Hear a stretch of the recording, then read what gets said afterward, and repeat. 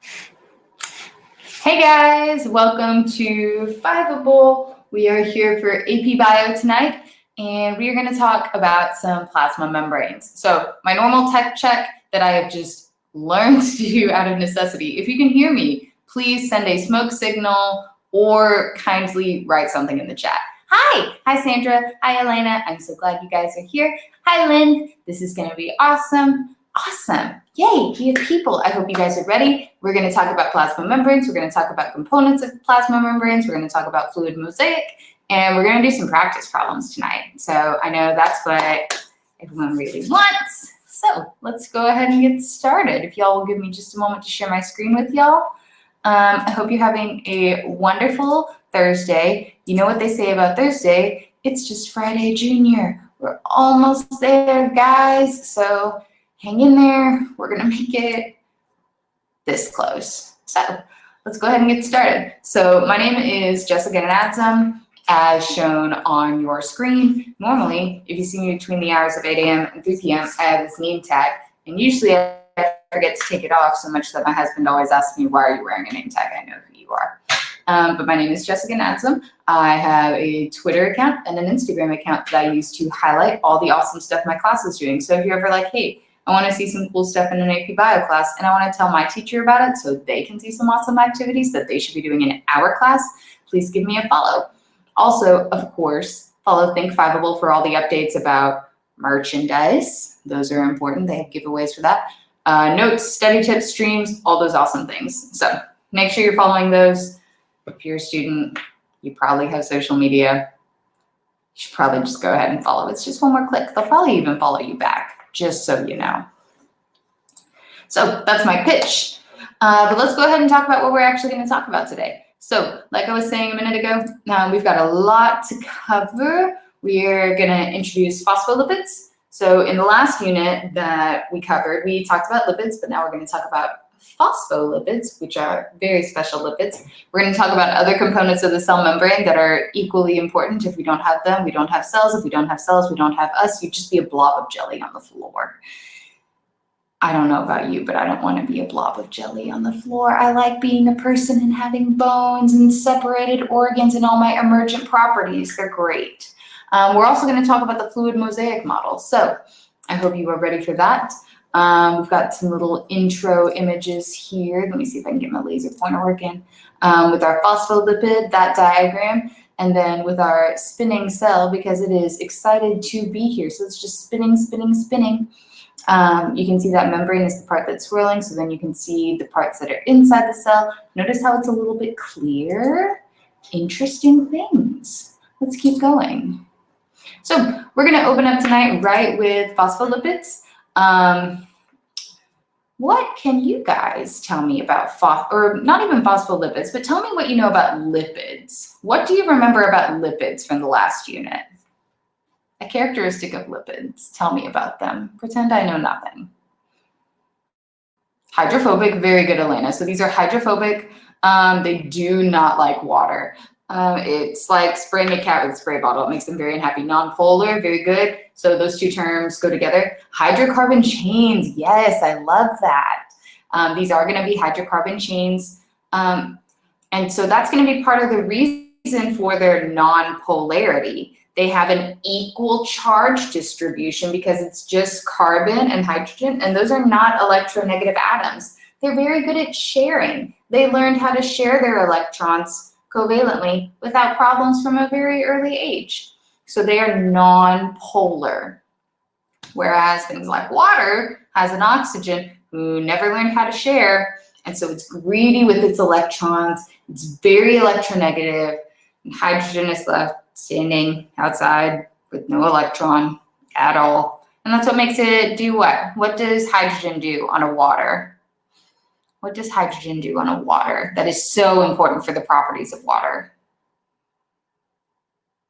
What does hydrogen do on a water? It is so important. Hydrogen bonding, very good, Lynn. So water is going to do that hydrogen bonding as a result of not having that electron because oxygen took it and refused to share.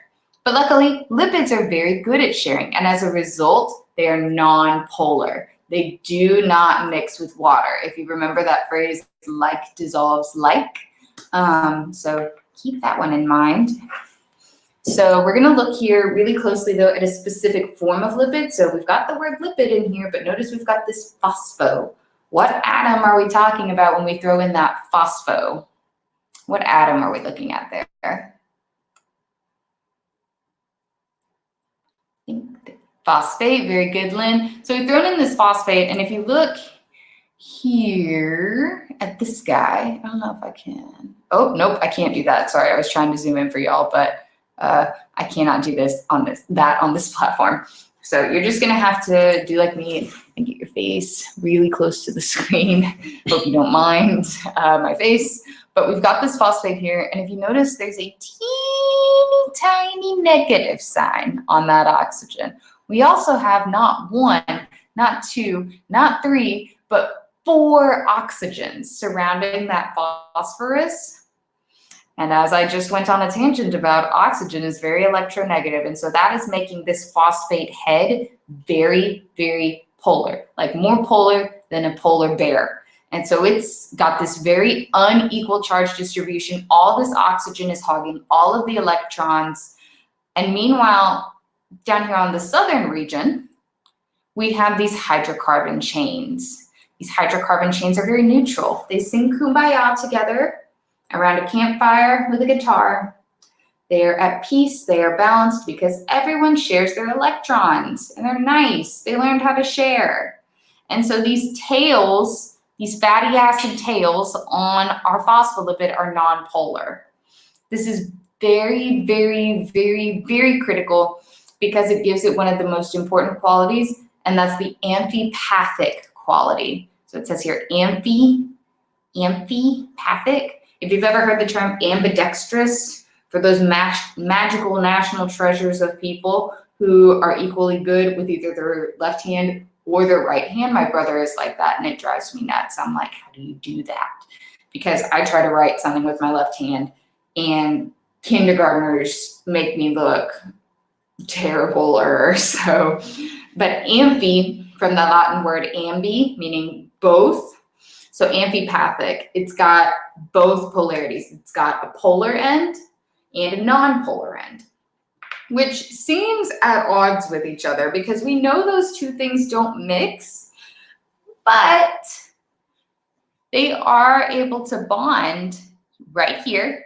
You've got those hydrophobic tails that are binding at the base of the phospholipid, where there's just enough charge distribution for everything to mellow out.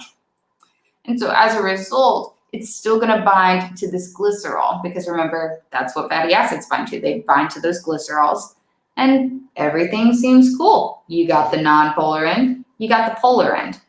But, oh, this example may go over y'all's head a little bit, because I was a child of the 90s, and I don't know if y'all ever saw 90s cartoons on Nickelodeon, but they had some interesting ones. There was this show called Cat Dog.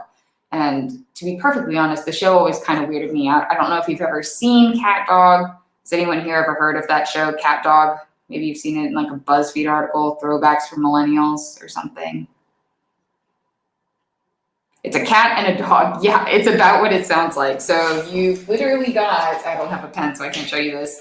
It's an animal where it's got the cat's head on one side and the dog's head on the other. It's about as disturbing as you can imagine, but Nickelodeon went through a dark phase, I think. But my point there is, if you tried to have an animal that is part cat and part dog, when you think of that, they don't go together.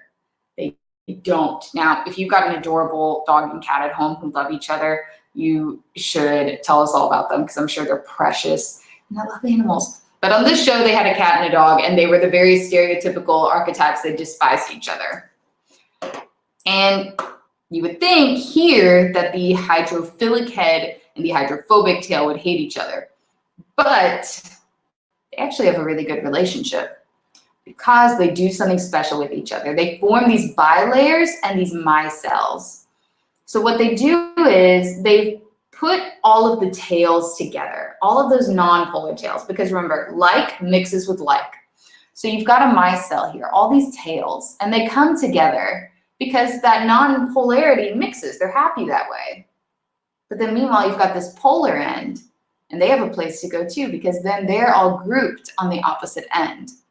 This is what we call a micelle. It's a single layer, and they form these like bubbles. I really do think of them as bubbles. They're kind of like bubbles because they're flexible and they're cute and they're squishy. But these micelles will automatically form. You can put them in a bottle and shake up the bottle, and the micelles will automatically, you can look at them under a microscope, they will go back to this formation because of that charge. It has nothing to do with a omnipotent view of the world knowing, oh no, we're gonna get shaken, we're gonna get all mixed up. It's just, that's their charge. They seek out having that equal distribution of charge all in the middle and having that unequal distribution of charge, the polar end, on the outside. They do that on purpose so they're protected. Now keep in mind here, I said this happens in aqueous solutions. What's an aqueous solution?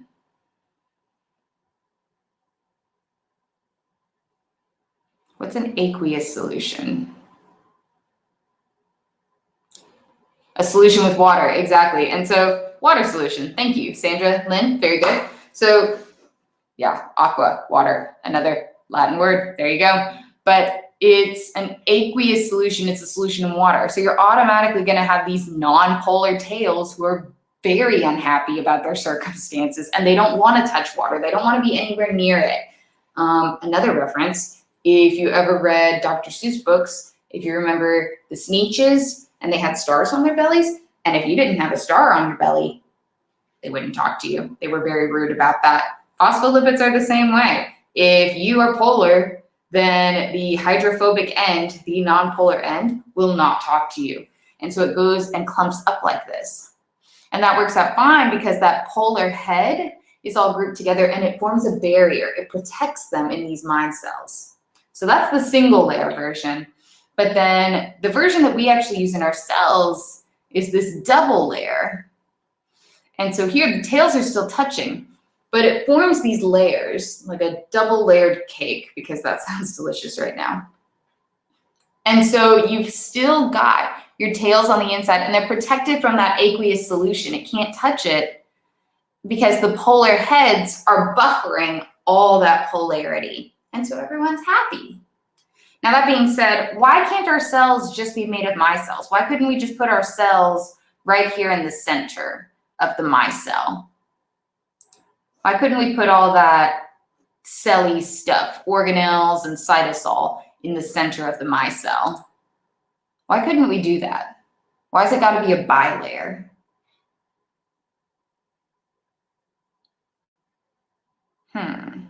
It'll get clogged. Okay. So it would get clogged with what? What would clog that micelle that perhaps the tails would not like? Think of the organelles. Think of all the molecules floating around in a cell. Do you think they're all nonpolar?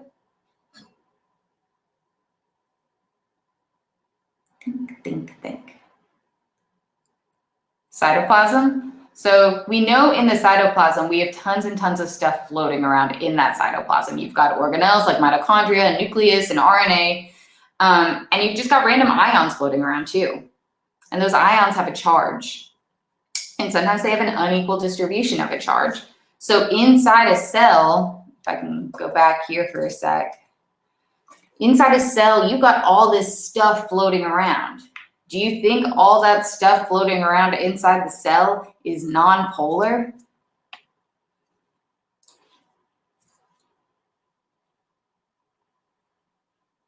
Is all that stuff floating around inside the cell nonpolar?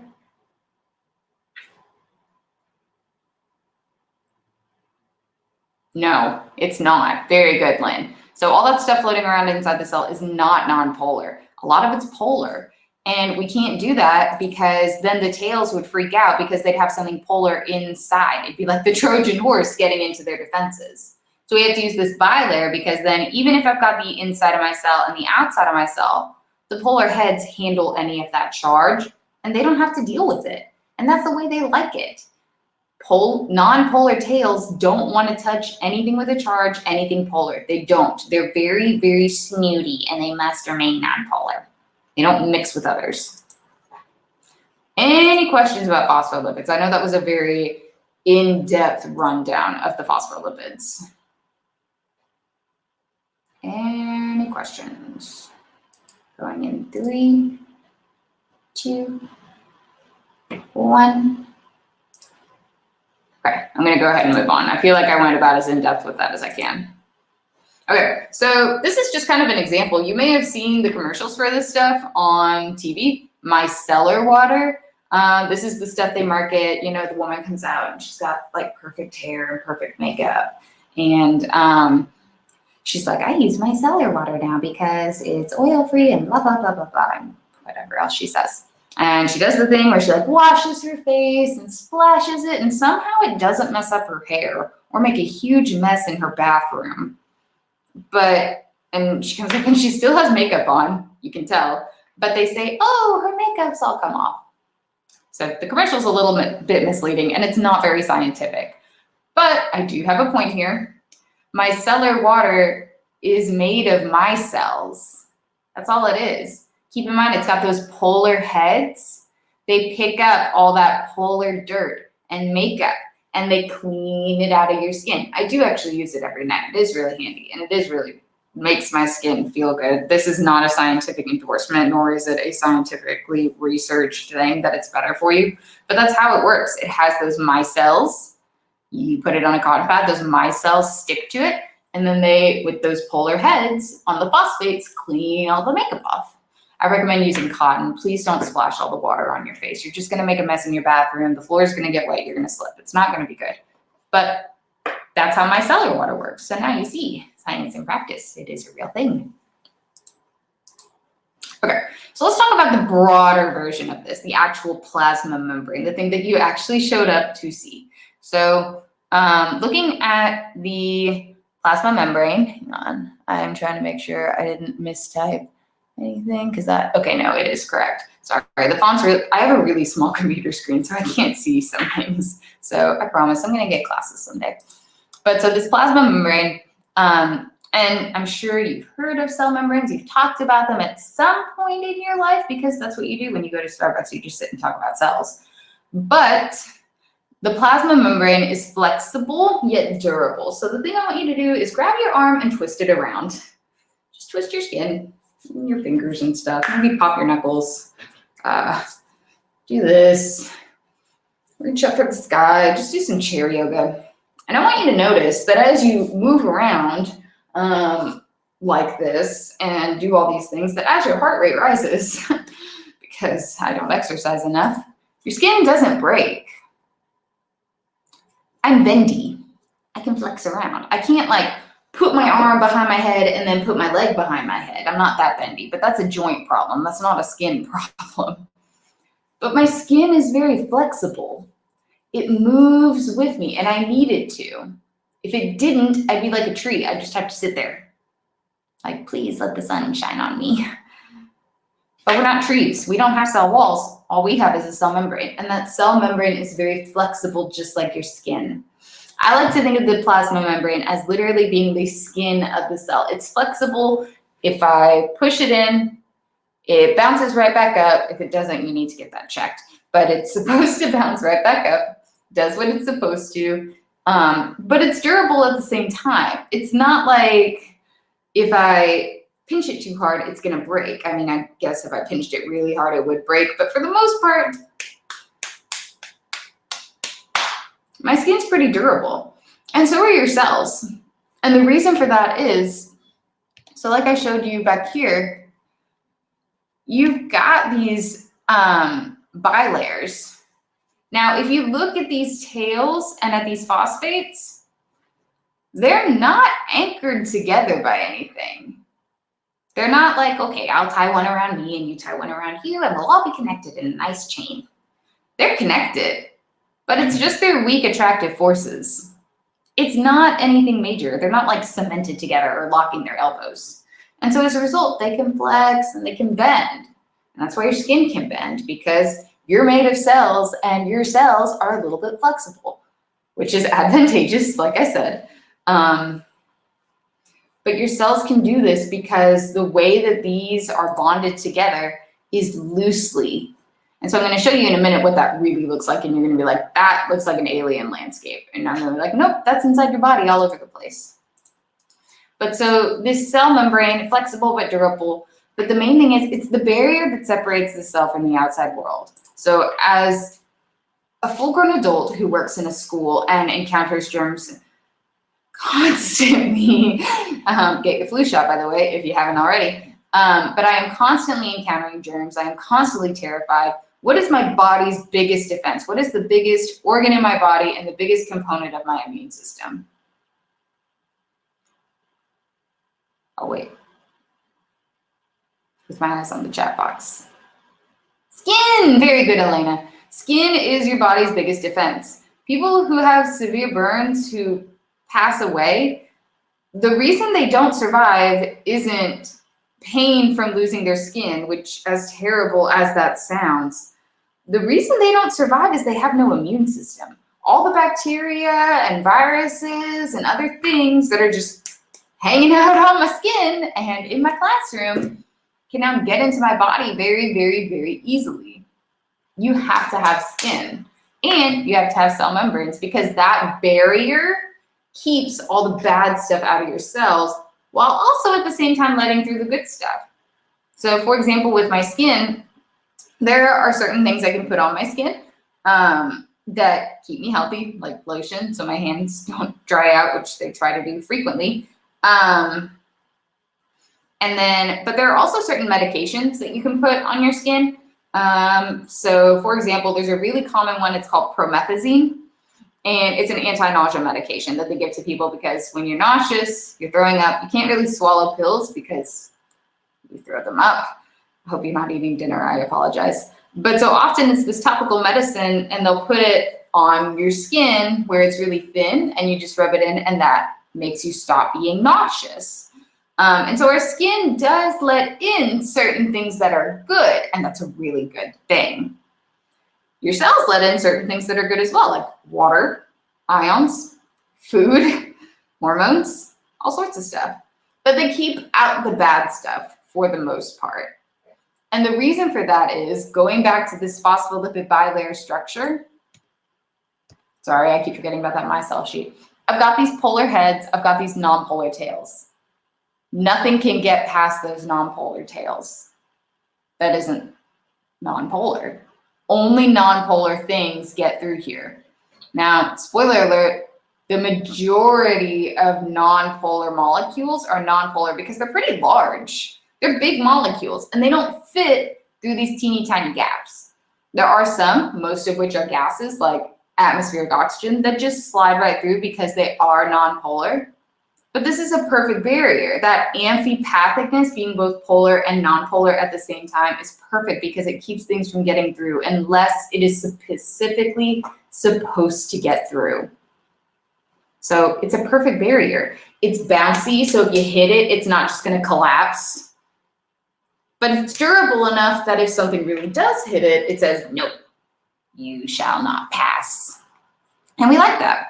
So the metaphor I always use, I think cells are a lot like bubbles, very flexy, very bouncy, not quite like bubbles because bubbles do pop. But in my class, we actually do a lab where we make bubbles out of corn syrup and soap, and those bubbles do not pop. They will sit on my desk for 3 weeks and not pop. And that's what most cells are like. They just sit there and they don't pop, but you can poke them and they just hang out and then they come back no matter what you do. So coming back to this whole idea of only certain stuff goes through, the stuff that is specifically supposed to go through. That's where we get to these things. They're called membrane proteins. So you can see I've got a little animation of it up here. You've got your bilayer with a layer of phospholipids on top, a layer of phospholipids on the bottom. And you've got this protein, and he looks like he's just kind of grabbing stuff and throwing it out, grabbing stuff and throwing it out. That's a transport protein. He's doing exactly what he's supposed to do. He is taking something that I imagine this little red dot being very polar. And why wouldn't that red dot be able to get through the phospholipid bilayer without that protein? Why can't this red dot get through the phospholipid bilayer without that purple protein? What's a quality that would prevent it from crossing? It's polar. Very, very good, Elena. That little red dot, if it's polar, it would try to get through here. It would get to the heads, and then it would hit the tails, and the tails would say, "Nyeh!" And then it would get vanished away. It wouldn't work. And so it has to have this protein that can transfer it through, because the protein has to have a non-polar aspect to it. So these membrane proteins, they can be both hydrophilic, meaning they're polar, or they can be hydrophobic, meaning they're non-polar, or they can be both.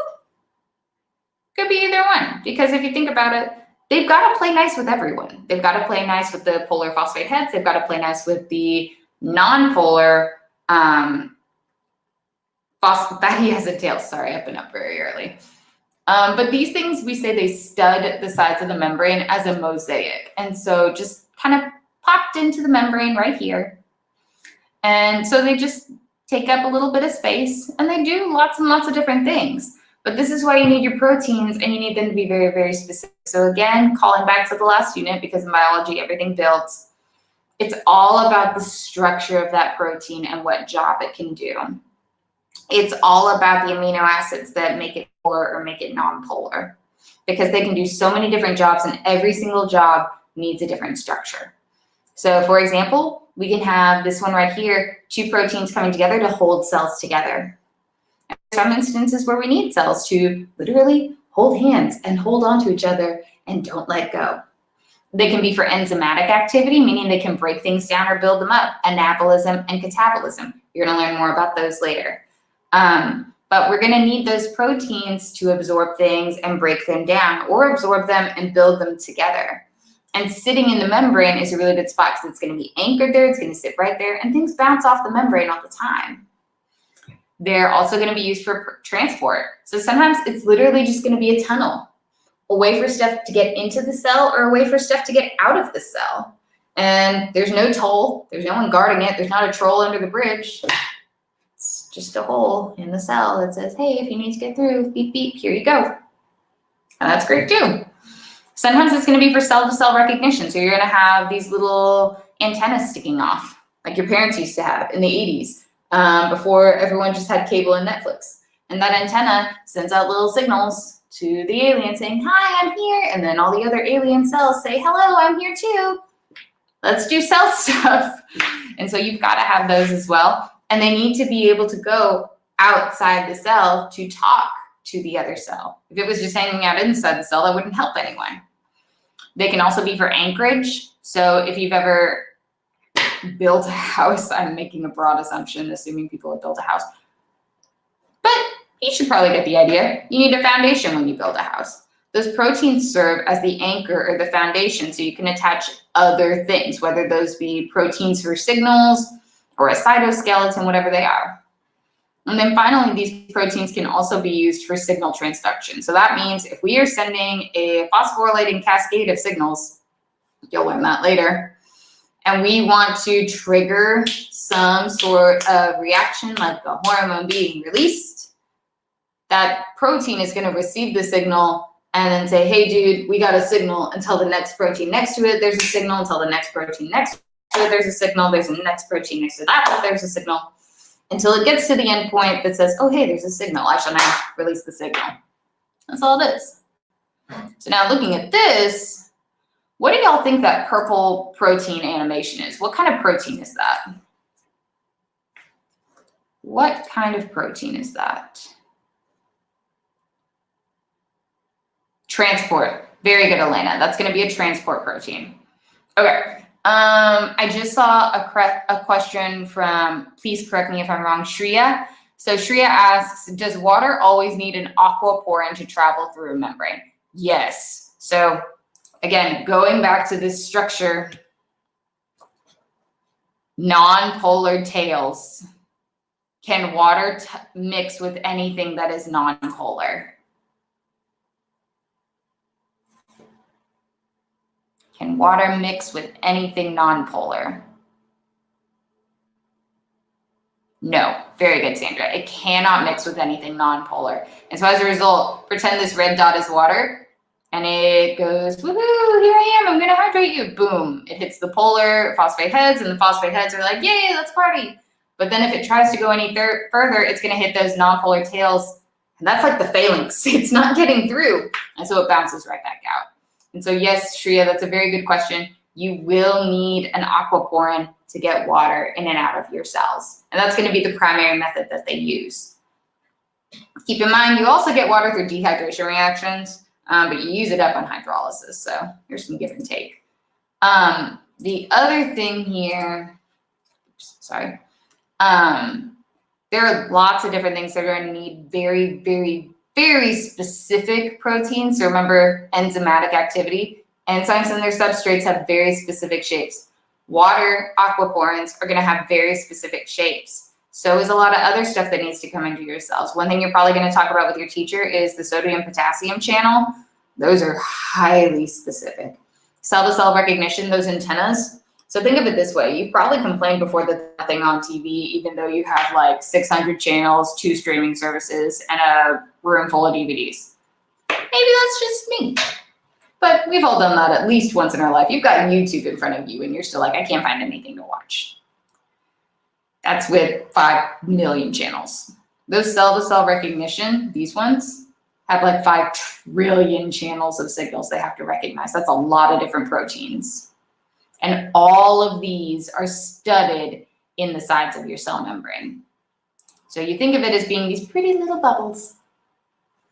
And they are. They're cool. But they got a lot of junk in them. Any questions about, I didn't ask for questions about plasma membranes, but are there any about those or about the membrane proteins? 3, 2, 1. Okay, I'm going to move on.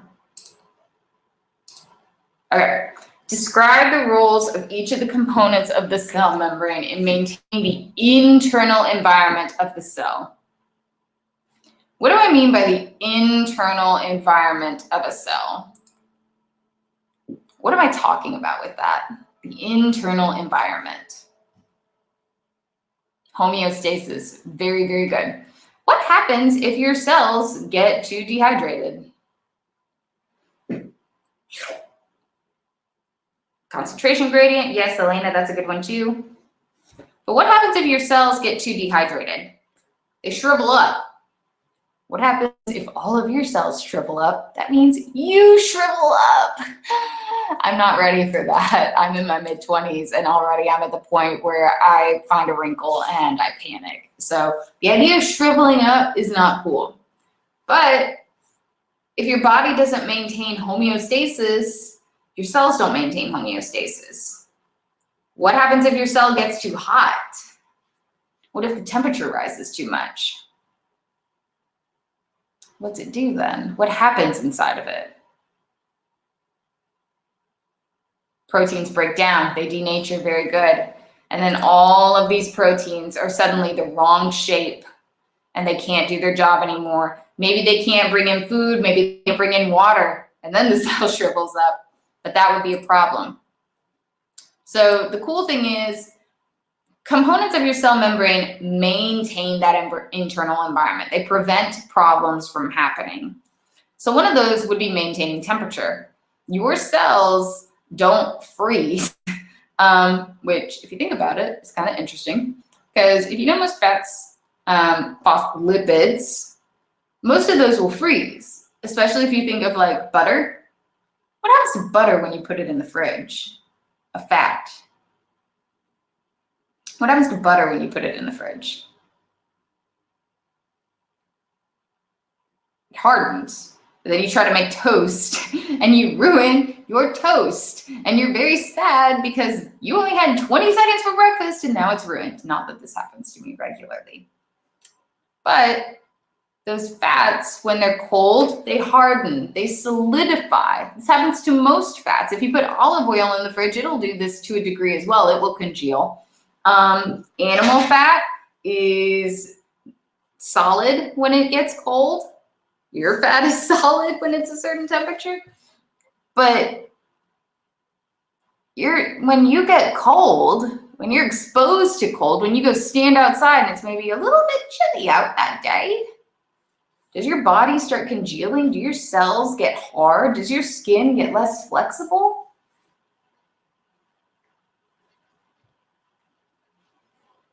Yes or no? Does your skin get less flexible? No.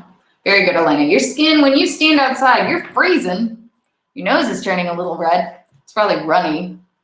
And you're probably shaking and your teeth are probably chattering if you're me and you prefer warmer temperatures. But your cells are fine for the most part. And that's because they have roles of components to maintain homeostasis cholesterol. So in addition to having these proteins in your cell membranes, you also have cholesterol. And you may have heard of cholesterol. Maybe like your parents have talked about it, like, oh, my cholesterol's high. My dad has high cholesterol, and so he's always like, yep, it's high. The doctor switched my medication, and da-da-da-da-da.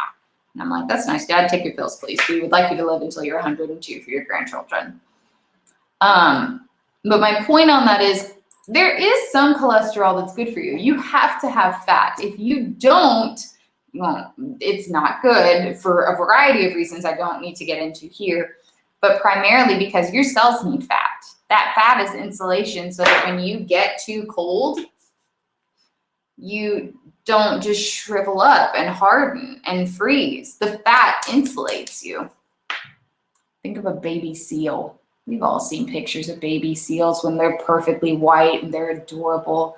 And they're just grinning at you out of the snow. This is pictures. I've never seen a real baby seal, but you get the point. Why are baby seals so fluffy? What do they have?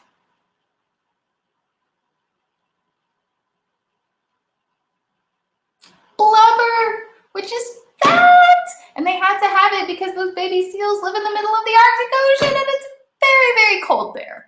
And so that blubber insulates them the same way your cells insulate you. So if you step outside and it's not too warm and cozy outside, you don't freeze.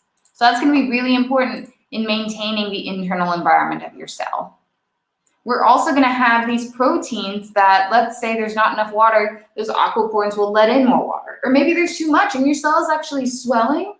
It'll take some of the water out. There's also going to be channels that move ions and keep your concentration a certain level. Have you ever had your blood sugar tested before? If that gets off too much, too high, or too low, that's not good. And so we have channels that make sure that glucose can get in and out of our blood and maintain a certain level. We have proteins for that. We have cholesterol for maintaining temperature. All of these are extremely important. Do I have any questions about the maintaining homeostasis in a cell with the cell membrane? Any questions about that?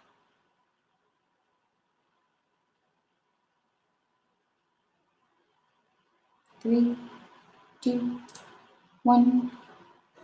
All right. I'm going to go ahead and move on to the alien landscape. So this looks like a straight up alien wasteland. I found it on Jiffy and I was like, this is perfect because this is the fluid mosaic model. And guys, I know the Mona Lisa is the best work of art ever, but for a biologist, this is a close second. So what's this beautiful orange line along the center of your screen? What is this beautiful orange barrier? What is that? The bilayer, the phospholipid bilayer. And do you notice how it's flexible? Like one of those little bounce houses that kids have where they're bouncing around and it's inflated, but if you fall down, then you might as well stay there because people are going to keep bouncing and you can't get back up. It's bouncy. It's doing exactly what it's supposed to. Which side is the inside of the cell, up or down? Which side is the inside of the cell? Down. Very good. What's that big thing in the center of the screen? What do y'all think this is? I talked about it in one of my last streams. What is that thing? Long mitochondria. Very good, Elena. That's the mitochondria. Okay. And so that was just, we hadn't learned that today. I was just curious. But notice this fluid mosaic. We say it's fluid because it's bouncy, it moves, it's flexible like a little fish, but it's a mosaic. If you've ever seen mosaic art, it is beautiful. It is where you have these tiles intricately glued together to create a beautiful picture from a bunch of little pieces put together to make one single picture. It's gorgeous artwork. But we say this is a mosaic because it's got lots of teeny tiny pieces built in to make this full image. So for example, I've got proteins here, I've got signaling molecules here, I've got all these molecules bouncing in and out. There's tons and tons of stuff going on. Now, do you notice how some of these molecules, like right here, they bounce into the bilayer, but they don't get through? Why aren't those molecules on the middle left able to get through? What's wrong with them?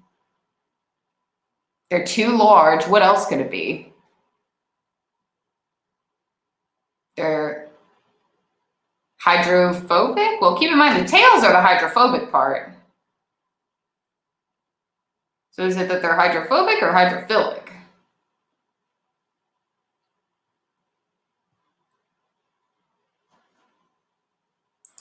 If this stuff can't get through, it can't get through the middle of the bilayer. What's the middle of the bilayer? Are the molecules hydrophobic or are the tails hydrophobic?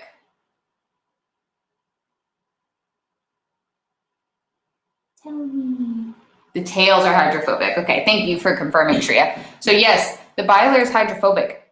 It can't get through. It can't. It's polar, it's bouncing off. It's not gonna work. But this is your fluid mosaic model. Nothing will make your teacher happier than you being able to say the fluid mosaic model is the idea that the cell membrane is fluid because it is flexible, yet a mosaic because it is composed of many parts. It's literally all a biology teacher wants to hear after the mitochondria is the powerhouse of the cell. Non-polar stuff can pass through. So Elena just asked, can non-polar stuff pass through? Yes, non-polar things can pass through if they're small enough. So I'm assuming here that these molecules are either too large or that they're polar. I don't know that they're too large because if you look at these proteins hanging out in the middle of the bilayer, they're pretty big, bigger than these guys. So I don't know if it's size or their polarity, but that was a very good question, Elena. All right, we got a few minutes left. Let's get to the part that y'all all want to talk about. Let's do some practice problems. Practice AP question number 1. Which of the following statements is true regarding the movement of substances across cell membranes? Which of the following is true regarding the movement of substances across cell membranes? So we've got 4 options, so I want you to take like 30 seconds to read through those options. I'm not going to speak because I want you to focus. Take about 30 seconds.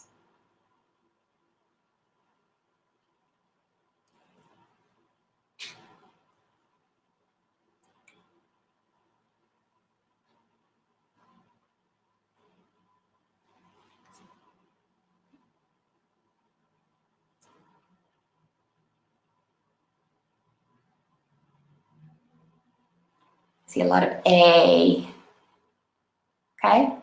Why do we say A? Ions are unable to move through the phospholipid bilayer because of the non-polar tail regions of the phospholipids. Okay, so I'm not going to go through all of the options, but what's wrong with option B? What's wrong with option B? Because option B talks about ions as well. The heads aren't charged. So let's take a look. Da, da, da, da. Why aren't you clicking? A. Very, very good, guys. It is going to be A. Y'all ready for the next one? Here we go. All right, practice question number 2. Which of the following best describes the numbered areas? So again, just go like this and stare at your screen. We've got area 1, we've got area 2, we've got area 3. So again, I'm going to give you all like 30 seconds. I've got my watch timer. Whenever you're ready, go ahead and put your answer in.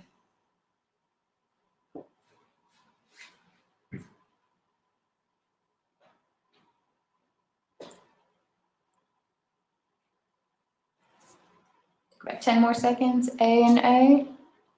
Okay. So A says areas 1 and 3 are polar since the membrane molecules are aligned with water molecules. What's wrong with C? What's wrong with C? Because it says it's hydrophilic. That's the same thing as polar. What's wrong with C?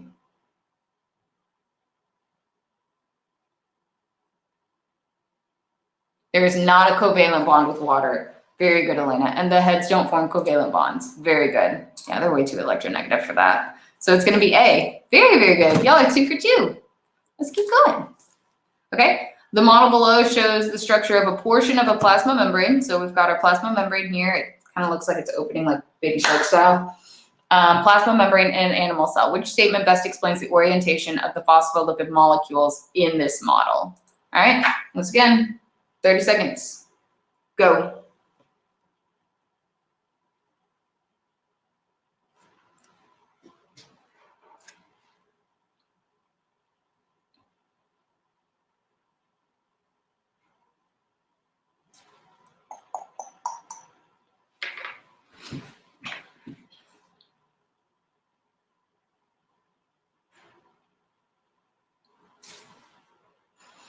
Take about 5, 4, 3, 2. B.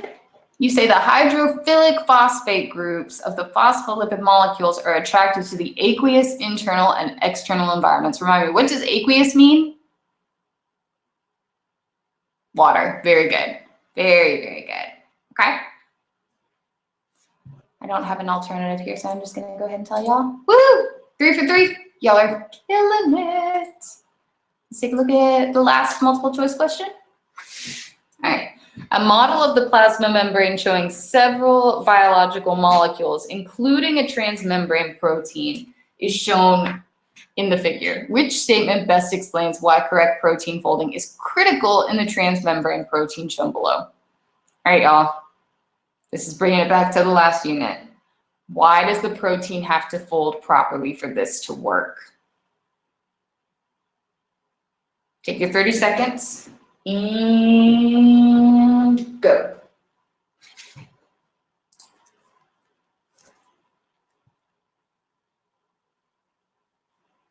Dang, y'all needed 5 seconds. Interactions of the hydrophobic and hydrophilic amino acids help to anchor the protein. Okay.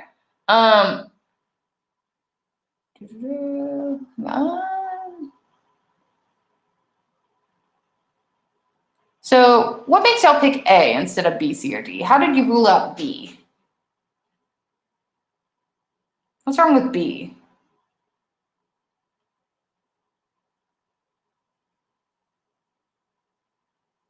What's wrong with B?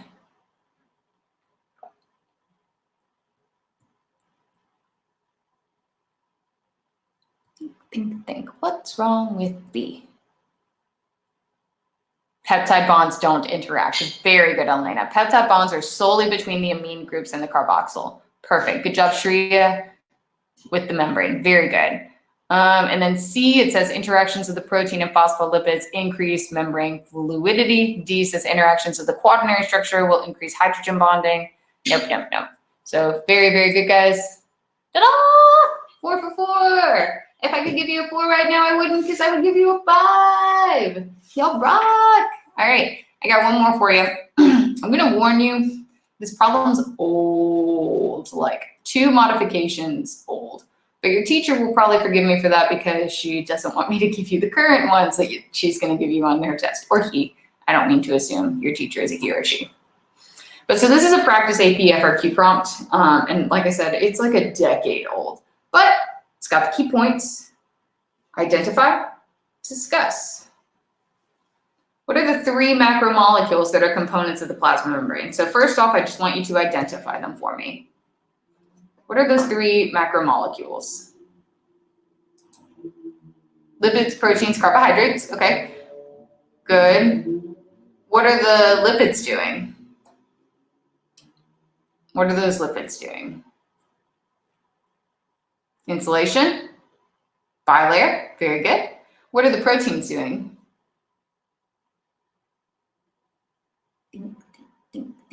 Everything, yes. Transfer material. Elena, I love everything because, as I tell my kids all the time, it's true. But transfer material is slightly more specific. What's another example that we saw? Not just transportation, but signaling, communication. Very, very good. And what are we going to use those carbohydrates for?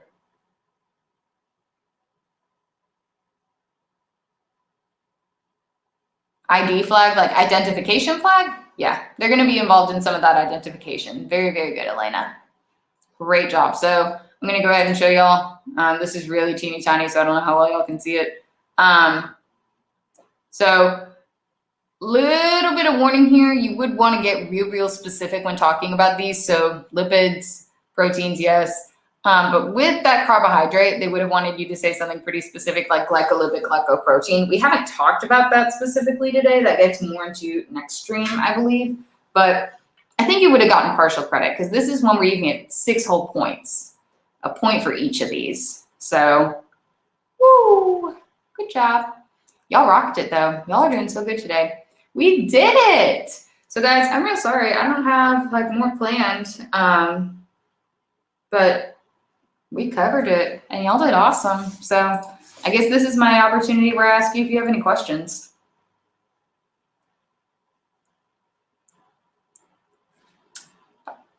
Yes.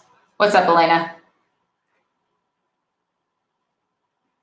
Ask away.